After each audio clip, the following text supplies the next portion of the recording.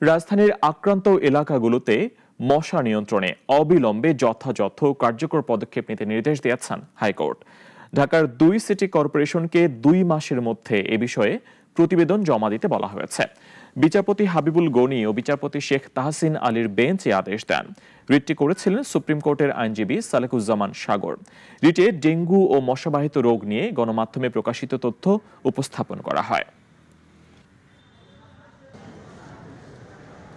আমাদের পিটিশনের সাবমিশনে সন্তুষ্ট হয়ে মহামান্য হাইকোর্ট ডিভিশন একটা রুল নাইসা ইস্যু করেছেন যে এই মশা নিয়ন্ত্রণের ব্যর্থতা কেন অবৈধ ঘোষণা করা হবে না, সেই মর্মে রুল নাইসা ইস্যু করেছেন এবং একটা ইন্টারিম ডাইরেকশন দিয়েছেন যে 2 সিটি কর্পোরেশনকে, ঢাকা নর্থ সিটি কর্পোরেশন এবং ঢাকা সাউথ সিটি কর্পোরেশন, যে অবিলম্বে যাতে কার্যকর ব্যবস্থা নেওয়া হয় এই মশাকে নিয়ন্ত্রণ করার জন্য।